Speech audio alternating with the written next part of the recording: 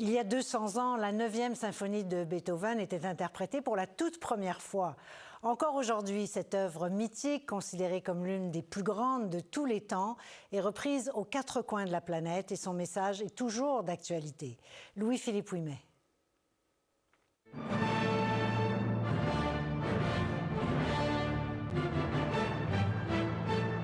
La 9e symphonie de Beethoven est un des grands chefs-d'œuvre de l'humanité pour Marianne Dugal, violoniste à l'Orchestre symphonique de Montréal.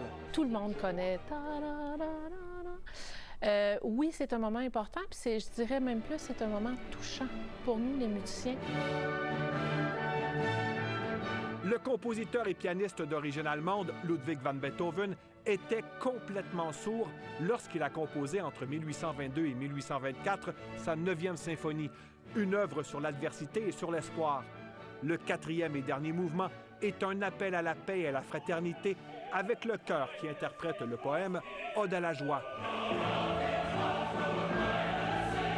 Je pense qu'en 2024, c'est un message qui est encore tout aussi puissant quand on pense aux grands conflits qu'on voit devant nos yeux à l'heure actuelle en Ukraine ou au Moyen-Orient.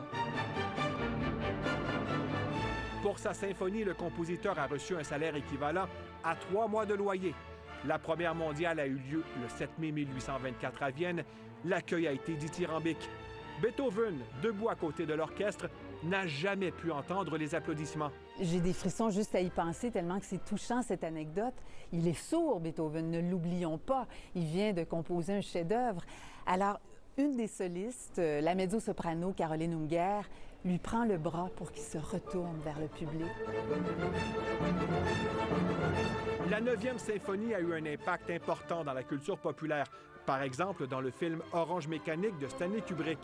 La légende veut que le disque compact a une durée d'environ 74 minutes parce que le président de Sony voulait écouter la 9e sans interruption. C'est comme si c'est une symphonie qui ne s'essouffle pas. Beethoven est décédé à l'âge de 56 ans. Ce génie était un poète du son et il travaillait pour la postérité, se plaisait-il à dire. L'avenir lui aura donné raison. Ici, Louis-Philippe Ouimet, Radio-Canada, Montréal.